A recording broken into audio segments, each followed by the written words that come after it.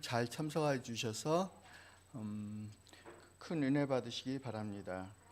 이 시간에는 우리 박센 청년이 나와서 특창하여 주시겠습니다. 특창 후에 우리 담임 목사님께서 귀한 말씀 주시겠습니다.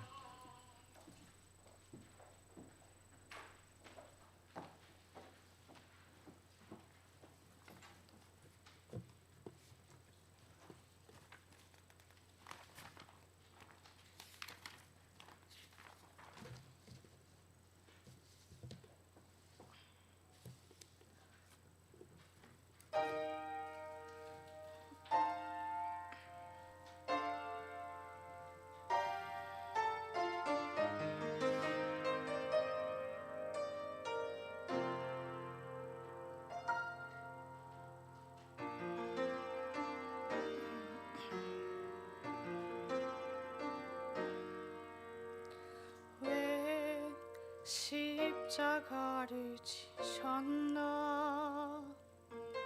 하늘 귀한 영광 버리고 왜 십자가를 지셨나 하나님의 아들임을 버리고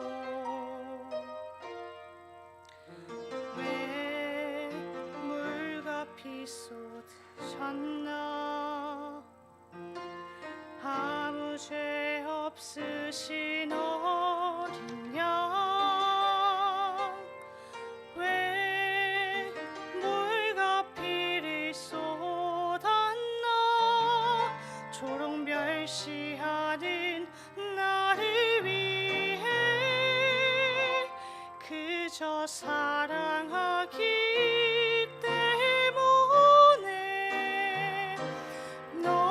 사랑하기 때문에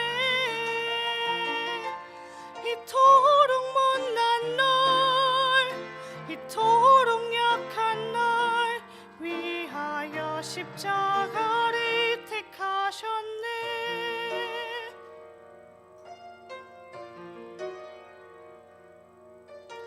왜 물과 피 쏟으셨나 아무 죄 없으신 어린 양 왜 물과 피를 쏟았나 초록 멸시하는 나를 위해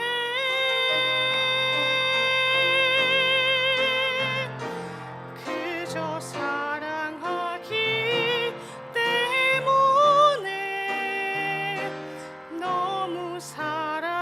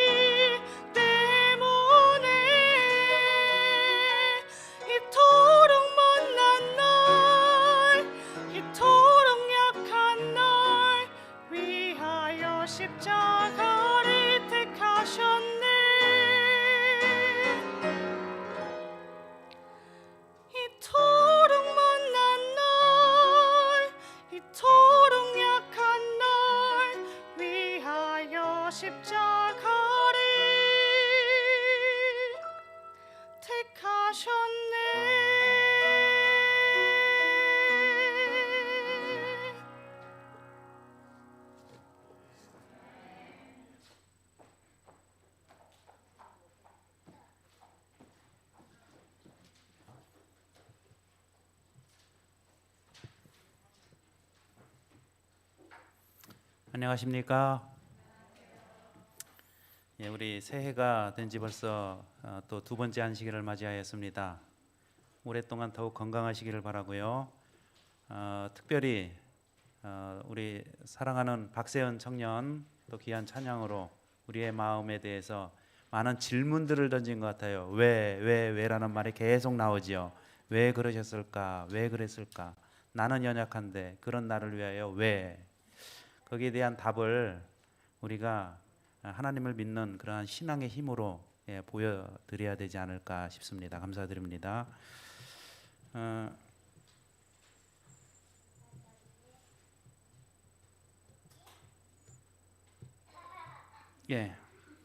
자, 오늘 말씀은 선악간의 대쟁투라고 하는 제목으로 여러분들과 함께 말씀을 나누겠습니다. 다음 주가 무슨 주간이지요?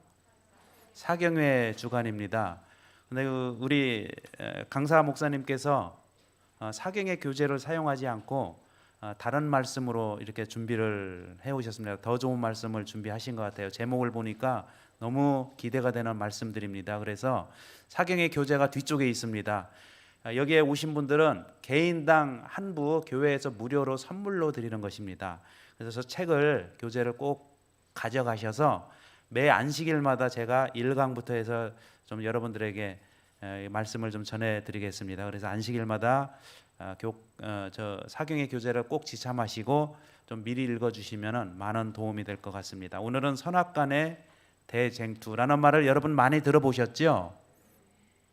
선악간의 대쟁투에서 쟁점이 되는 것이 세 가지가 있습니다. 이 세 가지가 무엇인가를 오늘 말씀을 통해서 우리가 살펴보도록 하겠습니다. 먼저 선악간의 대쟁투가 무엇인가? 무엇을 선악간의 대쟁투라고 하는가? 요한계시록 12장 7절에서 9절까지 선악간의 대쟁투에 관해서 정확하게 말씀을 하고 있어요. 자, 이 성경절이 어디에 나오는 성경절이라고요?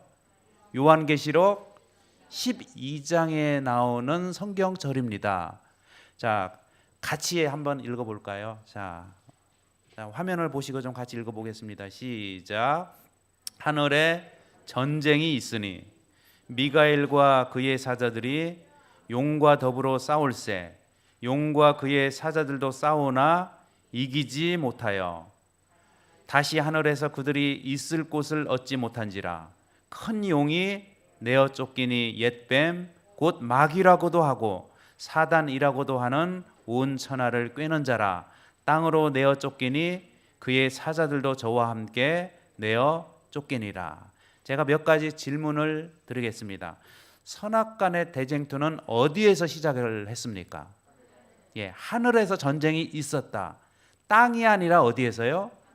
하늘, 하나님의 보좌, 그 하늘에서 전쟁이 시작이 되었다는 거예요.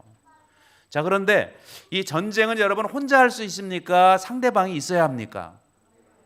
상대방이 없는 전쟁은 없어요. 다 이 대상이 있어야 됩니다. 그런데 선악간의 대쟁투는 누구와 누구와의 싸움이에요? 하늘에서 시작된 전쟁이었는데 미가엘과 그의 사자들, 그 다음에요 용과 그의 사자들. 다시 말하면 저를 보실까요? 미가엘은 하나님의 전쟁의 이름이에요. 예수님의. 그러니까 미가엘과 용이 싸우는데 둘만 싸우는 것이 아니고 어떻게 됩니까? 그의 사자들도 연합해서 함께하는 전쟁이에요.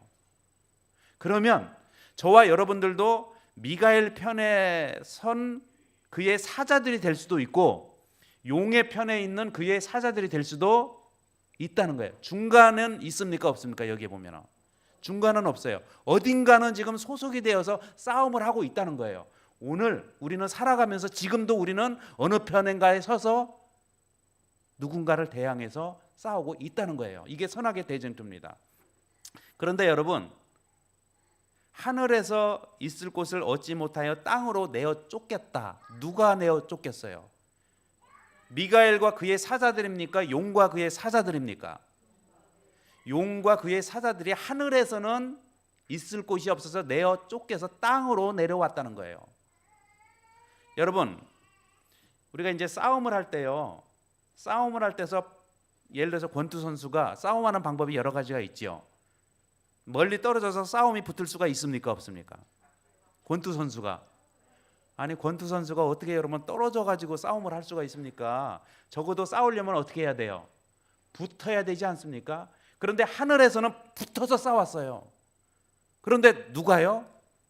하나님은 하늘에 계시는데 이 용과 그의 사자들은 지상 땅으로 내려왔어요. 그래서 전쟁이 어떻게 된 것처럼 보여요? 전쟁이 끝난 것처럼 보이는데 지구가 창조된 이후에 4,000년이 흐른 다음에 예수님께서 지상으로 땅으로 다시 내려오셨네요. 그럼 또 뭐가 시작되겠어요? 같은 공간에 있으니까 전쟁을 할 수밖에 없는 상황이 되었습니다.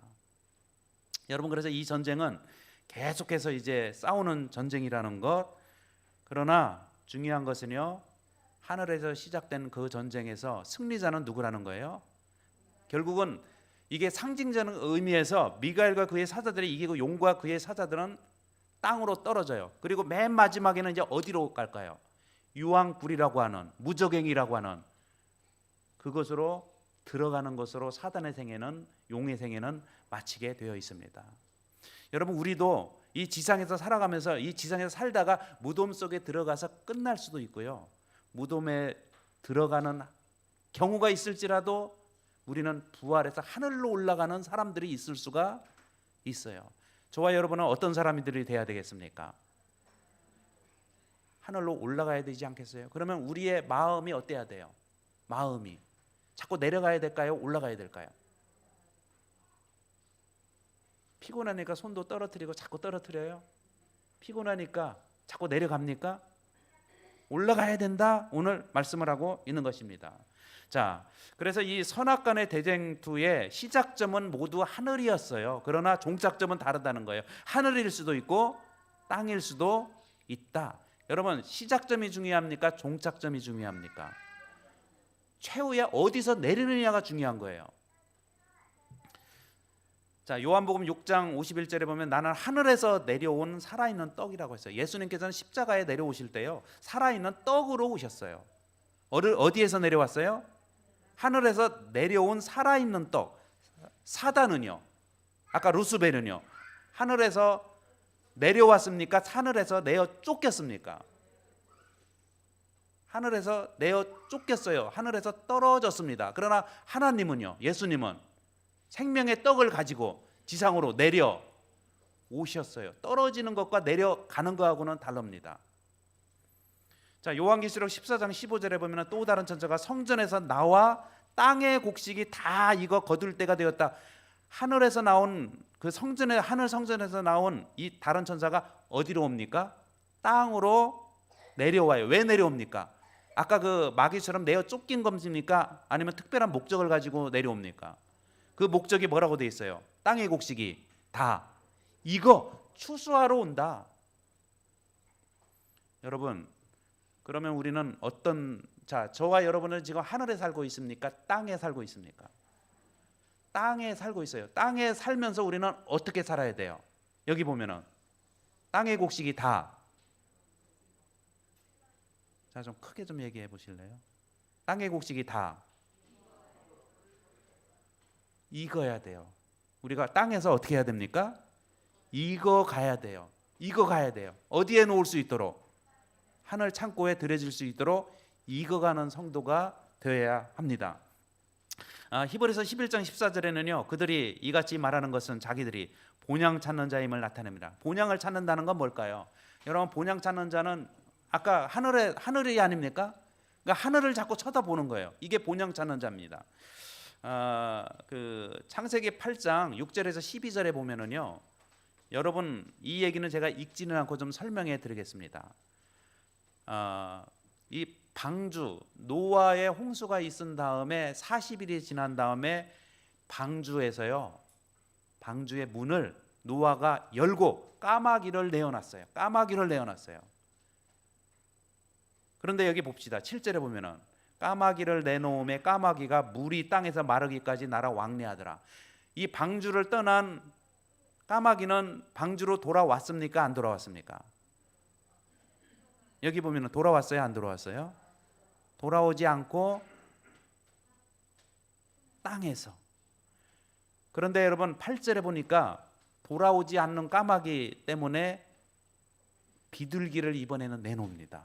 그런데 비둘기가 9절에 보면은 발 붙일 것을 찾지 못해서 어디로 돌아왔어요? 방주로 돌아왔어요. 까마귀와 방주의 차이점은 뭘까요? 아니, 까마귀와 비둘기의 차이점.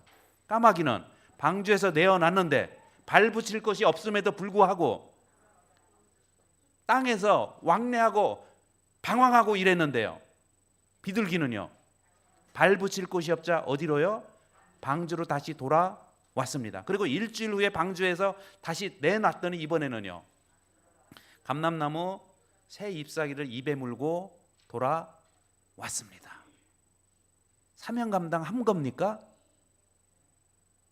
했어요. 그리고 나서 어떻게 됐습니까? 12절에 보면은 비둘기를 내놓음에 다시는 그에게로 돌아오지 아니하였다.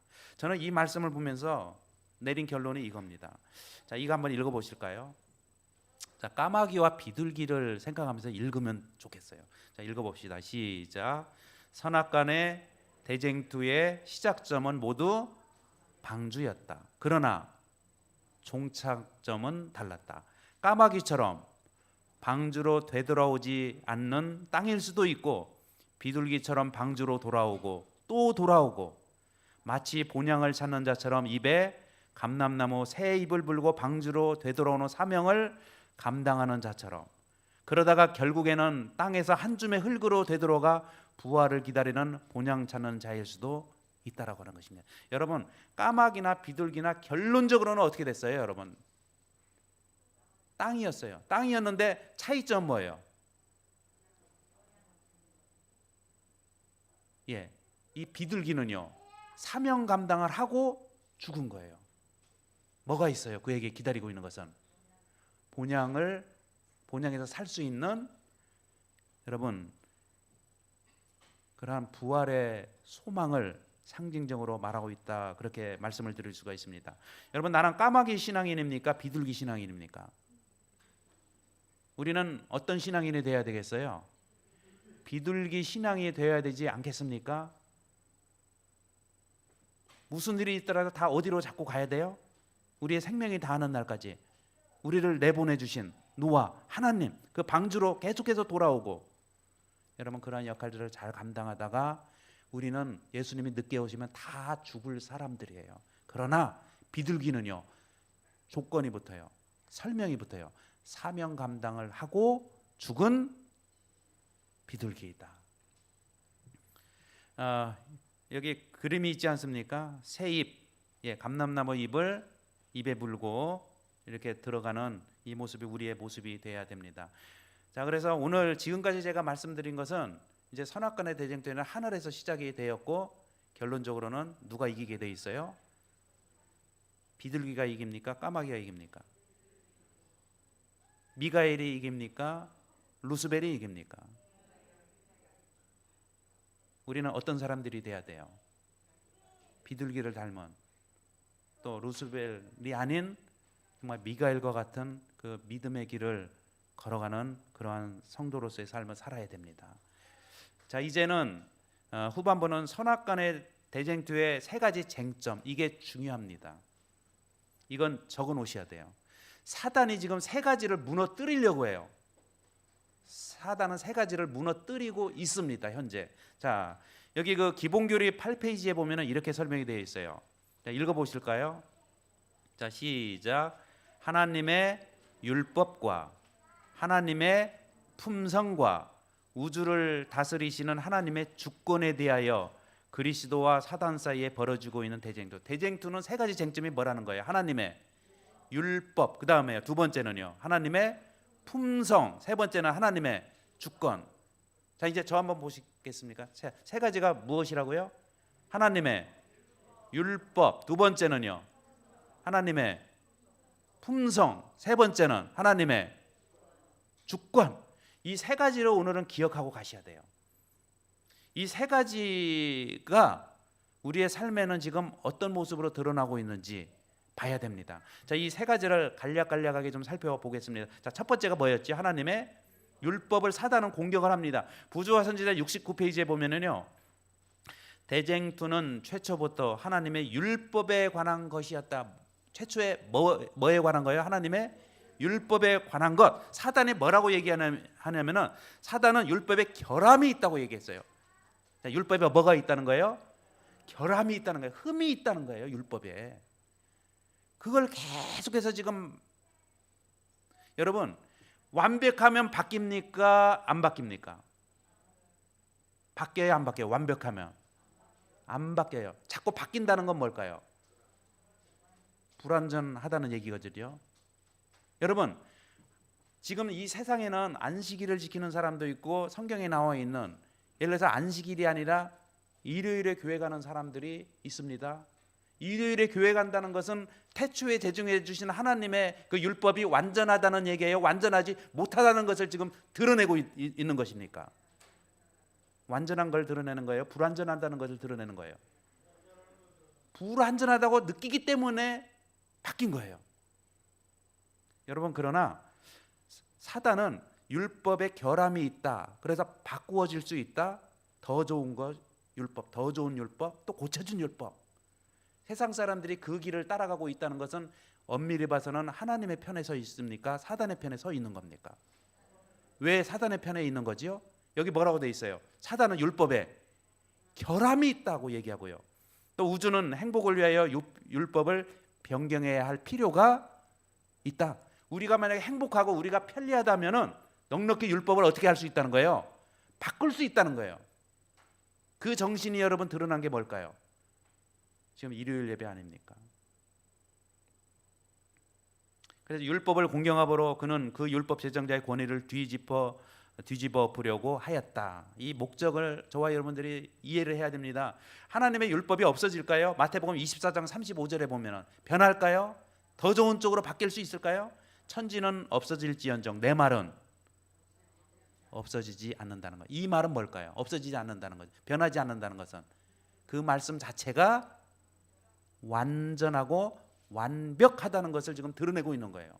자, 마태복음 5장 18절에 보면은 천지가 없어지기 전에는 율법의 1.1획도 결코 없어지지 아니하고 다 이루어지리라. 여러분, 시편 102편 26절에 보면 천지는 없어지려니와 주는 하나님은 영존하시겠다. 하나님이 영원히 존재하시는 이상 그가 만드신 율법도 영원하다는 거예요. 고칠 것이 없는 상태로 완전하다는 거예요. 그래서 여러분 이렇게 지금 설명을 하고 있어요. 이 성경절은 정말 오늘의 말씀, 이 말씀의 율법에 관해서 정리해 놓은 말씀이 아닌가 생각합니다. 자, 시편 19편 7절에 보면은 여호와의 율법은 완전하다고 했어요. 자, 여호와의 율법은 어떻다고요? 자, 고칠 필요가 있어요, 없어요? 근데 사단은 자꾸 어떻게 합니까? 율법은 불완전하기 때문에 고쳐야 된다는 거야. 그래서 고친 거예요. 여러분, 영혼불멸도 어때요? 너는 선악과를 먹으면 너는 죽으리라 했는데요, 사단은요 죽지 아니하리라. 이렇게 바꿔놓는 거예요. 자꾸 그 바꿔놓은 것을 사람들이 지금 어떻게 하고 있어요? 믿고 따르고 있는 거예요. 그러나 엄밀히 따지면은 바뀌어진 율법을 지킨다는 것은 하나님의 편에 서 있는 것입니까? 사단의 편에 서 있는 것입니까? 왜 사단의 편에 서 있는 것과 같아요? 사단이 원래 목적이 뭐였어요? 목적이 율법에 관해서는 율법은 불완전함으로 바꿔야 된다. 새로운 것으로 바꿔야 된다. 그 이념과요, 그 논리에 지금 맞게 이 세상은 돌아가고 있는 거예요. 그러나 우리는요, 우리는 그러면 어떻게 살아야 될까요? 여호와의 율법은 완전하여 영혼을 어떻게 해야 돼요? 여러분, 혹시 하나님의 말씀 때문에 요즘 소성하고 있습니까? 죽어가고 있습니까? 말씀이 있음에도 불구하고 죽어가고 있습니까? 시들시들해져 가고 있습니까? 우리는 자기 자신을 봐야 돼요. 첫 마음이 어디로 갔는지 자꾸 사라져가고 있어요. 등한히 여깁니다. 게을러지고 있어요. 자꾸 졸고 있어요. 이것은 엄밀히 말해서 사단의 편에 서 있는 쪽으로 자꾸 흘러가고 있다는 거예요. 여러분, 그렇게 되지 말아야 되지 않겠습니까? 그래서 대쟁투의 582페이지에 보면은 하나님의 율법에 관해서 율법을 전복하는 것이 사단의 목적이 돼요. 전복이 뭡니까? 뒤집어 엎는 거예요. 새로운 것으로. 자, 교리주의 116페이지에 사단은 세상에 성행하는 불법의 책임을 인정하기는커녕 하나님께 그 책임을 뒤집어 씌운다는 거예요. 하나님 당신 때문에 율법을 바꿀 수밖에 없다. 그래서 결국에는 율법을 바꾸려고 하는 것은요, 여기 말해서 하나님을 바꾸려고 하는 것과 같다는 거예요. 율법을 무너뜨림으로 누구를 무너뜨리는 거예요?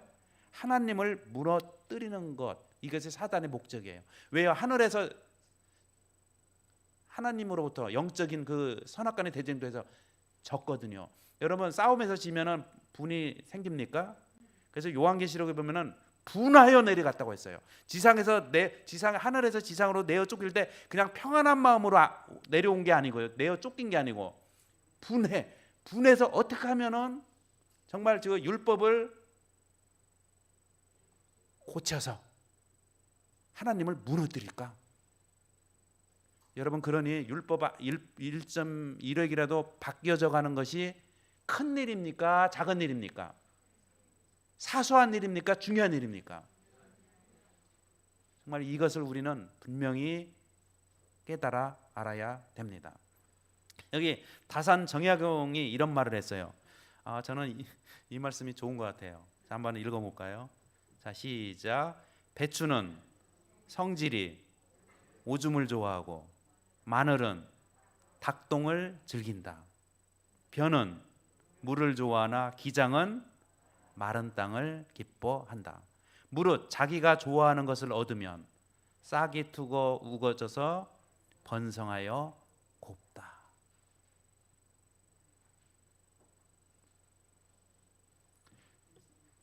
여러분 우리는 하나님을 믿는 하나님의 자녀들 아닙니까? 그렇기 때문에 율법에서 나오는 하나님의 그 선하심을 기뻐하고 그것을 얻음으로 우리의 마음 가운데 싹이 트고 우거져서 번성하여 고운 그리스도인으로 누구를 닮으뇨? 율법을 잘 지킨다고 하는 것은요 누구처럼 고와지는 거예요? 하나님을 닮은 모습으로 우리가 고와지는 것을 얘기합니다. 이것이 뭐냐면 품성이라고 해요. 품성. 근데 고와지지 않아요. 우리의 마음이 하나님을 닮아가지를 않아요.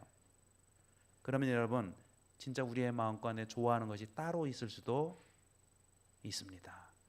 그래서 이 다산 정약용의 말을 생각을 하며 모르겠어요. 배추가 진짜 오줌을 좋아합니까? 그래야 잘. 저희도 여러분 어렸을 때 보니까 어머니가요 배추에다가 진짜 오줌 주스라고요. 잘 자라도록. 이 말이 맞는 것 같아요. 다산 정약용 선생님이 뭐 헛된 말을 하셨겠습니까? 필요한 말씀을 하셨겠죠. 그래서 우리에게는 정말 우리가 하나님의 자녀로서 이게 곱게 자라고 하나님을 품성을 닮은 아름다운 형제로 자라나도록 하나님께서는 우리에게 율법을 주시고 은혜를 주셨다는 것을 우리는 꼭 기억을 하시기를 바랍니다. 자, 그래서 여호와의 율법은 완전한 영혼을 소생시킨다는 거. 자, 그다음에 두 번째는 하나님의 품성입니다. 사단이 공격하는 첫 번째는 뭐였어요? 하나님의 율법. 이거 기억하셔야 되는데 크게 나와야 되는데요. 첫 번째가 뭐였다고요?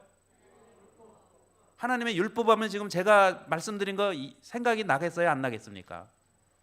이건 나야지요, 당연히.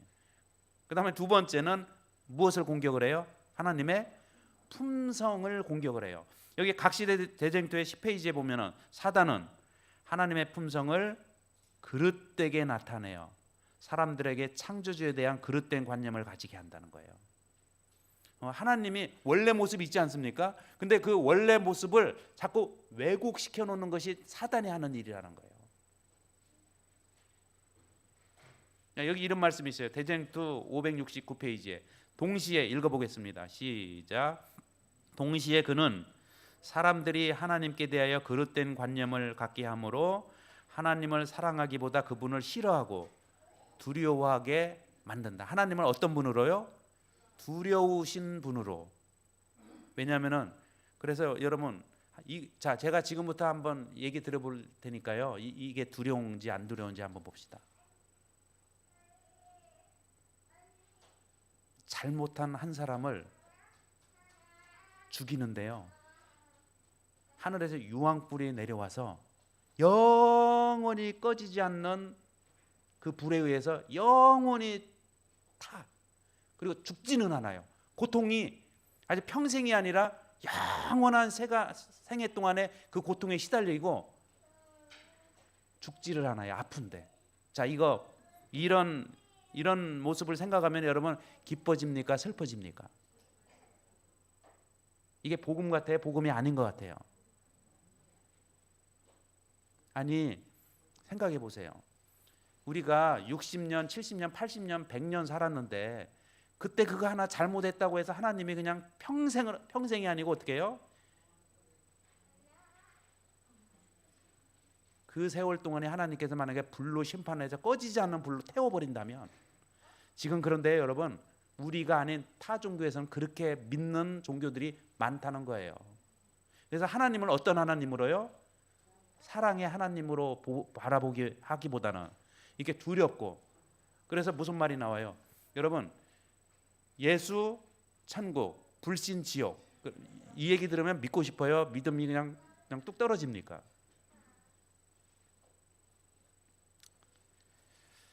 그래서 하나님에 대한 정말 우리는 기도해야 돼요. 하나님의 품성을 정말 잘 느낄 수 있도록 여러분 기도하시기를 바랍니다. 그리고 그 하나님의 품성에 대해서 왜곡되지 않도록, 오해하지 않도록. 여러분, 오해는 정말 무서운 것입니다. 오해하면 그때부터는 그렇게 보여요. 오해하면 그렇게 보인다니까요. 오해에서 시작됐지만 보여요, 그렇게. 자, 여기 각시대 대전도 583페이지에 읽겠습니다. 시작. 사탄은 하나님의 속성을 잘못 나타내므로 사람들에게 하나님을 거짓된 품성을 가지신 분으로 믿게 한다. 이것이 이제 사단의 목적이에요. 그래서 올바른 하나님이 아니라 올바르지 못한 그런 하나님으로 믿고 신앙생활을 하도록 하는 것이 사단의 전략이라는 거. 그래서 하나님의 품성에 관해서 오해가 없는 신앙을 할 수 있도록 기도하시기를 바랍니다. 자, 이 말씀은 좀 넘어가고요. 그 다음에 세 번째는 하나님의 주권입니다. 부조와 선지자 69페이지면은 붉은색. 시작. 율법을 공격함으로 그는 그 율법 제정자의 권위를 뒤집어 엎으려고 하였다.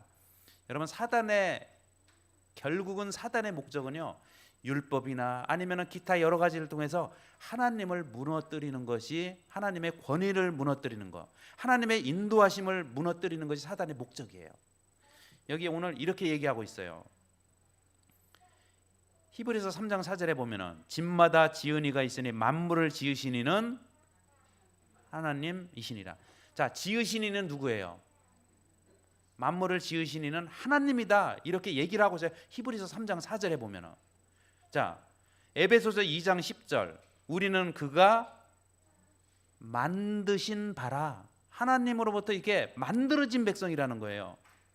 그리스도 예수 안에서 선한 일을 위하여 지으심을 받았다. 자, 여기 하나님이 우리를 지었는데 어떤 목적을요? 가지고요? 악한 일이요, 선한 일이요. 선한 일을 위하여 지음을 받았다고 했어요. 그래서 우리는 어떻게 살아야 돼요?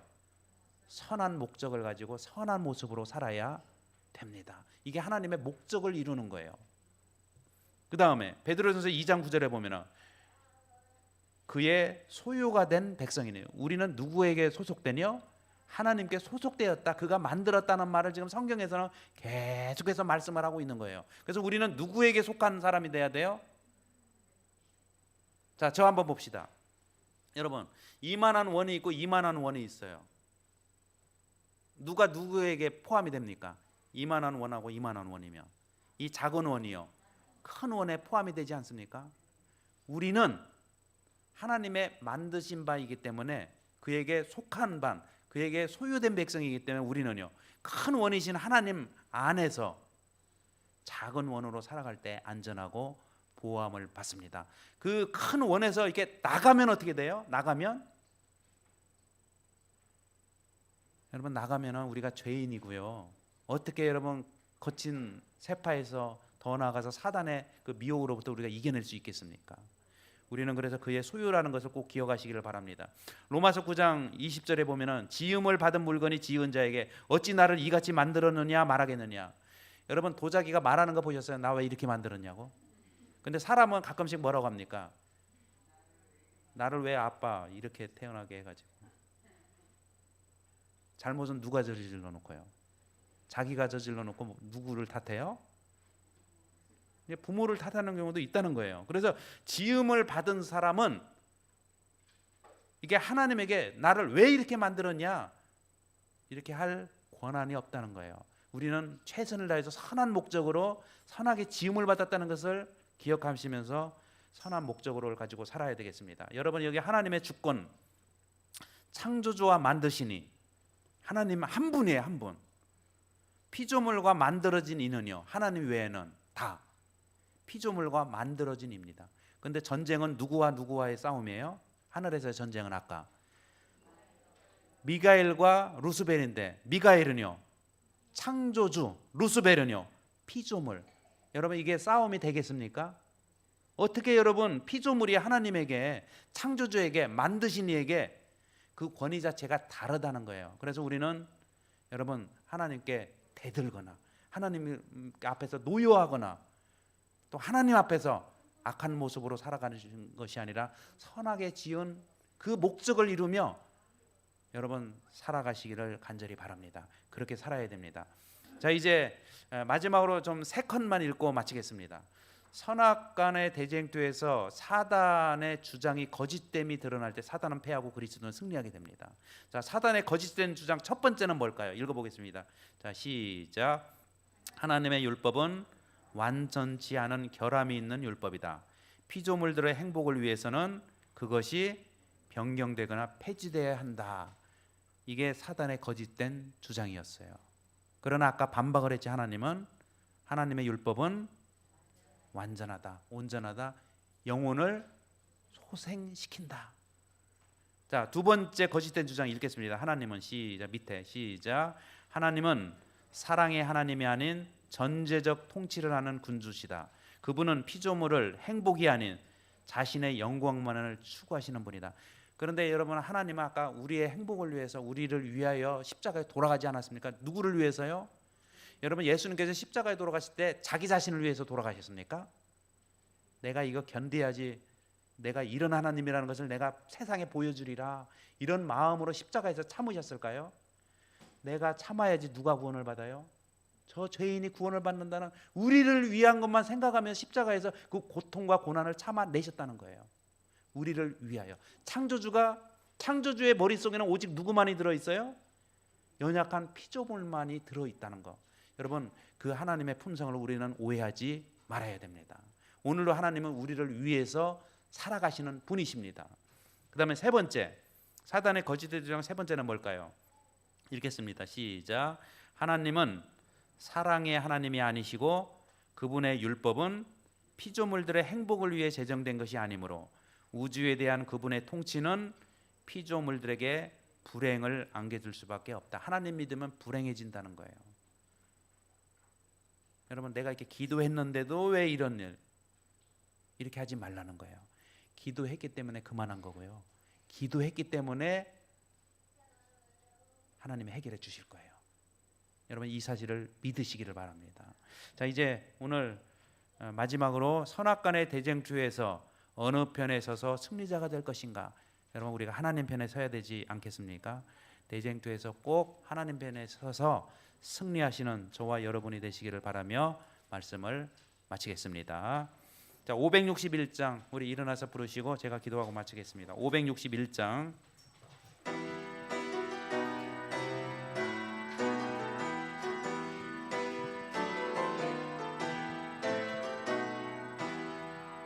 어느 민족 누구게나 걸단할 때 있나니 참과 거짓 싸울 때에 어느 편에 설 건가 주가 주신 새 목표가 우리 앞에 보이